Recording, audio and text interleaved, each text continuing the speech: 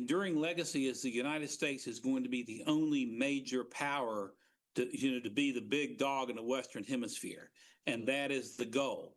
And so, whether it's China or the Soviet Union or Iran or some other power trying to come in and play ball in our backyard, we're not going to allow it, and we're going to, as TR said, President Teddy Roosevelt said, use a big stick to make sure that we control and own the Western Hemisphere and both of the Americas, and that is a lasting legacy, and that is the purpose and the goal of it.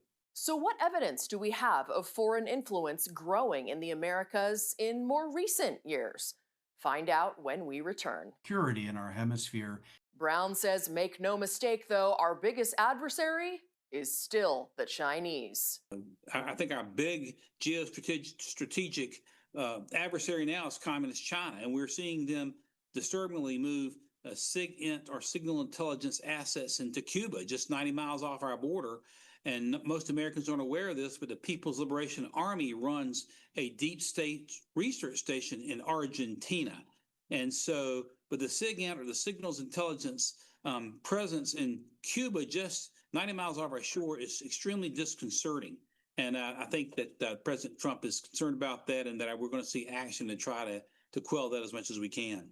In 2004, Chinese President Hu Jintao, then a general secretary, made a landmark visit to Latin America. It was regarded universally as the most significant signal to date that the Chinese had deep interest in South America. I think you can argue that visit certainly is arguably a historical turning point. Then President Xi came along a few years later and has certainly made it very, very clear that China's intent is to become a military and economic superpower and play ball all over the world with the Silk Road and its belt policy and everything else. But I think historically, I'll just say this. If you look at United States policy back during that period of time, the Clinton administration came in and, of course, even 10 years before that, gave China most favored nation status, and with NAFTA and the whole thing sort of opened the door. We kind of opened the door ourselves. I think that 2004 visit was kind of a manifestation of how our own policies under Democrat presidents had empowered the communist Chinese. With cartels and their bosses. I think that if the Biden administration had the spine and the guts to have gone after narco terror in the 4 years that he occupied the White House, rather than opening up the Mexican border and inviting narco terrorists across the border, we would have hundreds of thousands of Americans who would be alive today who are dead today because of Democrat policies.